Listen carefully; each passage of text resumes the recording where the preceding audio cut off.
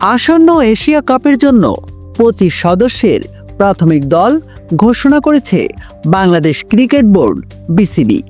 সবশেষ পাকিস্তান সফরের পর থেকে টি-20 দলে জায়গা না পাওয়া সাবেক অধিনায়ক নাজমুল হোসেন শান্তকে রাখা হয়েছে এশিয়া কাপের প্রাথমিক দলে।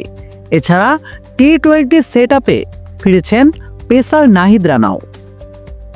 প্রাথমিক দলে থাকা ক্রিকেটাররা আগামী 6 আগস্ট মিরপুর ফিটনেস ক্যাম্পে যোগ দেবেন। 10 আগস্টের মধ্যে ঢাকায় আসার কথা জাতীয় দলের বিদেশি কোচিং স্টাফদের।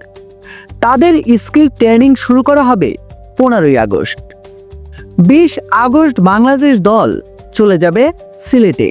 5-6 দিনের অনুশীলন শেষে সিলেটে আগস্টের শেষ সপ্তাহে নেদারল্যান্ডসের বিপক্ষে 3 ম্যাচের একটি টি-20 সিরিজ খেলবে বাংলাদেশ। সেখান থেকে ফিরে 6 বা 7 সেপ্টেম্বর বাংলাদেশ চলে যাবে আরব আমিরাতে। এশিয়া কাপে বাংলাদেশের প্রথম ম্যাচ 11 সেপ্টেম্বর হংকংয়ের বিপক্ষে আবুধাবিতে।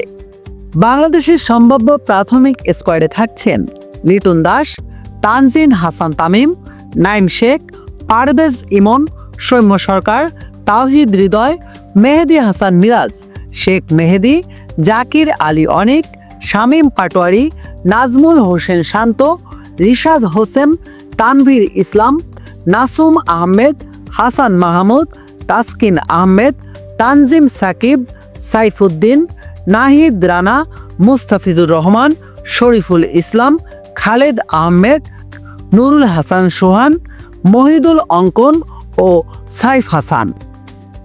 নিয়ামুন নাকিব, বাংলা স্পোর্টস, ঢাকা।